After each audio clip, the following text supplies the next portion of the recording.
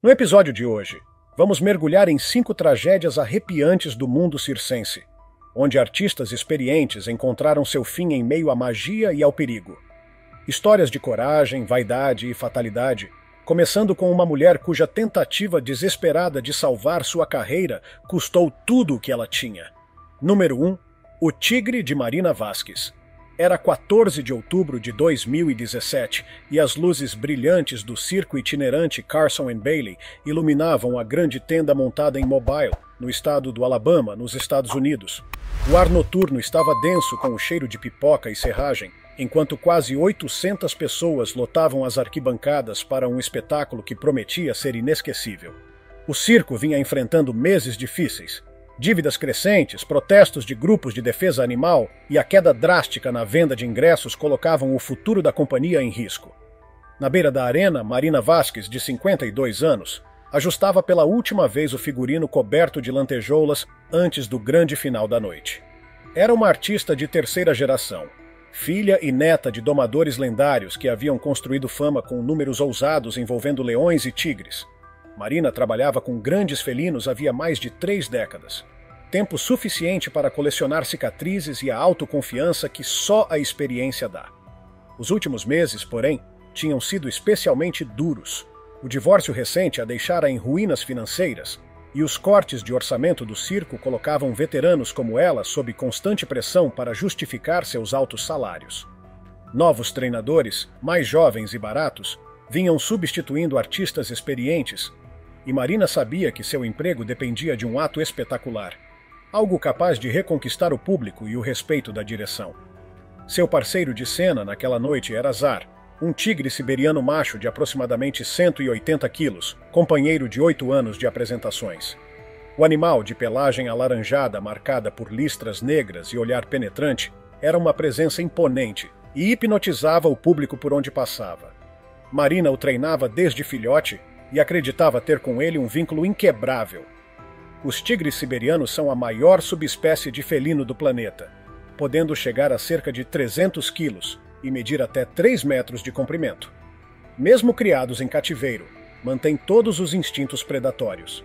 São caçadores solitários de força extraordinária, capazes de derrubar presas muito maiores com as mandíbulas poderosas e garras afiadas.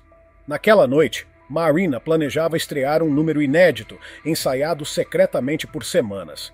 A performance consistia em deitar-se imóvel no centro da arena enquanto Zar circulava em volta, simulando protegê-la de ameaças imaginárias. Uma exibição de confiança e conexão entre humana e fera. Ela acreditava que esse momento de intimidade seria sua salvação artística. Quando o grande final começou, Marina conduziu Zar até o centro do picadeiro.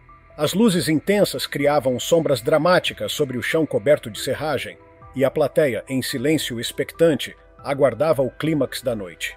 Ela se deitou lentamente no chão, imóvel, enquanto o tigre andava em círculos ao redor, em movimentos fluidos e hipnóticos. De repente, flashes de celulares iluminaram a tenda, acompanhados por aplausos e gritos empolgados. O som alto, a vibração das arquibancadas e o brilho das luzes criaram uma sobrecarga sensorial que Zar nunca havia experimentado durante os treinos particulares. A combinação de estímulos despertou algo primitivo em seu cérebro, um instinto de caça adormecido. O ataque foi instantâneo. Zar saltou sobre Marina com todo o peso do corpo, esmagando-lhe o tórax e o abdômen com impacto devastador. O som seco de ossos se partindo ecoou sob a lona e o pavor tomou conta do público. As garras do tigre rasgaram o tecido brilhante do figurino, abrindo cortes profundos pelo corpo da treinadora. As presas, com mais de 10 centímetros, perfuraram músculos e ossos enquanto o animal cravava a mordida no pescoço e no ombro de Marina. Em questão de segundos, Zar começou a arrastar o corpo ensanguentado da domadora, movido pelo instinto de levar a presa a um lugar seguro, onde poderia devorá-la sem interrupções. A multidão entrou em pânico. Gritos, choros e correria preencheram a tenda. Outros artistas invadiram o picadeiro com tochas e bastões, tentando afastar o tigre. Mas Zar não soltava sua vítima. As feridas internas eram fatais. Órgãos perfurados, hemorragia maciça, fraturas múltiplas. Quando a equipe médica conseguiu alcançá-la, Marina já estava sem vida. O tigre foi sedado com dardos tranquilizantes e retirado da arena, enquanto o público, em choque, era evacuado da tenda. No dia seguinte, o circo Carson e Bailey encerrou definitivamente suas atividades. Zar foi transferido para um santuário de vida selvagem no estado de Montana. A investigação concluiu que Marina nunca havia testado o novo número diante de uma plateia, subestimando o impacto do barulho e da energia coletiva sobre o comportamento do tigre. Assim terminava não apenas uma carreira, mas também o legado de uma família que havia encantado plateias por 3 gerações. E, tragicamente, esse seria apenas o primeiro capítulo de uma sequência mortal sob as lonas do circo. Número 2. A Leoa de Devon Hartwell. Era 8 de junho de 2015, e o circo regional Ringling transformava um terreno vazio em Bakersfield, no estado da Califórnia, em um pequeno mundo de cores, risadas e adrenalina. A tenda modesta estava lotada. Famílias inteiras assistiam encantadas às acrobacias, aos palhaços e, claro, às aguardadas apresentações com grandes felinos, que ainda eram o símbolo do espetáculo clássico. Aquela noite, no entanto, teria um brilho especial. Seria a estreia de um novo domador, jovem, carismático e cheio de ambição. Devon Hartwell, de apenas 23 anos, aguardava nervoso atrás da cortina do picadeiro. Ajustava o colar dourado do figurino enquanto recebia conselhos do mentor e veterano Roberto Mendez, homem respeitado por sua longa carreira com leões. Devon chamava a atenção pelo porte atlético e pela autoconfiança. Havia treinado por 6 meses, sob a supervisão direta de Roberto, que via potencial, mas também imprudência no aprendiz. A fera que o acompanharia era Nala, uma leoa africana adulta de cerca de 127 quilos, companheira fiel de Roberto havia mais de 5 anos. O caminho de Devon até o circo fora incomum. Formado em administração, ele abandonara o mundo corporativo por achar a rotina sem emoção. Um encontro casual com Roberto em uma feira de condado mudaria seu destino. O veterano lhe ofereceu a chance de aprender a arte milenar de domar grandes felinos. Fascinado pela ideia de viver entre adrenalina e glamour, Devon aceitou sem hesitar. Durante o treinamento, Roberto sempre insistira em paciência e respeito. Trabalhar com predadores exigia confiança mútua, construída com calma. Mas Devon, movido por ambição e desejo de provar seu valor, ensaiava rotinas arriscadas quando o mentor não estava por perto. Sua namorada, uma trapezista do mesmo circo, o incentivava, admirando sua ousadia. Embora Roberto repetisse que pressa e vaidade eram inimigas da sobrevivência. As leoas africanas são caçadoras natas. Vivem em grupos organizados e possuem reflexos rápidos e força suficiente para derrubar presas muito maiores. Suas mordidas ultrapassam 300 quilos por polegada quadrada, e as garras, afiadas como lâminas, podem abrir ferimentos profundos com um único golpe. Mesmo criadas em cativeiro, conservam seus instintos e podem reagir violentamente diante de movimentos inesperados. Naquela noite, Devon pretendia reproduzir o número mais famoso de seu mestre. Colocar a cabeça dentro da boca de Nala enquanto a leoa permanecia imóvel. Era o ponto alto da antiga performance de Roberto, um truque que exigia anos de cumplicidade entre animal e treinador. Roberto e Nala o haviam executado centenas de vezes com perfeição, mas aquela harmonia era fruto de uma relação construída dia após dia ao longo de meia década. A plateia, sem saber do risco, aplaudia enquanto Devon e Nala entravam na arena sob o brilho dos refletores. O jovem iniciou com movimentos simples, comandos básicos, gestos suaves, toques de confiança. Tudo parecia sob controle. Roberto, observando da lateral do palco, começou a perceber sinais preocupantes. Devon não seguia o roteiro ensaiado. Ele se preparava para o número proibido. As tentativas de alerta de Roberto, feitas por gestos desesperados, foram ignoradas. Devon posicionou-se diante de Nala, estendeu a mão e começou o ritual para colocar a cabeça entre as mandíbulas da leoa. A expressão do animal mudou. As orelhas se retraíram, o corpo ficou rígido. Nala parecia confusa, sem entender por que outro humano, não seu parceiro habitual, tentava um movimento tão íntimo. Devon se inclinou rápido demais. O gesto brusco acionou o instinto predatório de Nala, que reagiu como reagiria na savana. Em um instante, as mandíbulas se fecharam com força brutal. O estalo seco dos ossos ecoou sob a lona. A mordida esmagou o crânio do jovem e rompeu a coluna cervical. O corpo dele tombou sem vida, pendendo das presas da leoa. O público ficou paralisado, acreditando que se tratava de uma encenação, mas o horror tomou conta do ambiente quando o sangue começou a se espalhar pelo chão e os gritos de Roberto cortaram o ar. Ele invadiu o picadeiro com tochas e bastões, tentando desesperadamente afastar Nala. A leoa, instintivamente excitada pelo cheiro de sangue, mantinha o aperto enquanto os movimentos involuntários do corpo de Devon estimulavam ainda, mas seu comportamento predatório. Outros artistas correram para ajudar. A namorada de Devon, que assistia da plateia, desmaiou ao presenciar a cena. Minutos depois, conseguiram distrair Nala tempo suficiente para que os paramédicos retirassem o corpo. Mas já era tarde. O impacto da mordida havia destruído o crânio e rompido as principais artérias da cabeça. Nala foi imediatamente afastada do público e levada para um santuário particular no estado do Colorado, onde viveu o restante de seus dias em paz. A investigação concluiu que Devon violara protocolos de segurança, executando um número avançado sem supervisão e sem vínculo de confiança com o animal. O acidente em Bakersfield chocou a imprensa e os defensores dos direitos animais, levando a uma onda de questionamentos sobre o uso de predadores em espetáculos. Mas o que parecia uma tragédia isolada, logo seria ofuscado por algo ainda mais sombrio. Uma tentativa desesperada de um homem de salvar seu pequeno circo em meio à ruína financeira. E dessa vez, o perigo viria de um urso de 370 quilos. Número 3. O abraço do urso Bruno. Era 22 de março de 2016, e a lona modesta do Circo Família Fun erguia-se em um campo aberto nos arredores de Branson, no estado do Missouri, nos Estados Unidos. As bandeiras coloridas balançavam ao vento frio da primavera, tentando transmitir alegria em meio às dificuldades que assolavam o pequeno espetáculo. A companhia, administrada por gerações da mesma família, enfrentava tempos sombrios. As campanhas contra o uso de animais e as novas leis estaduais ameaçavam banir completamente os números com criaturas selvagens. Para aquele grupo de artistas, a noite seria decisiva.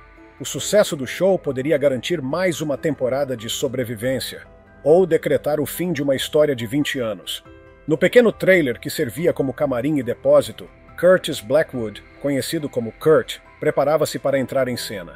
Aos 38 anos, sua vida havia dado uma guinada improvável.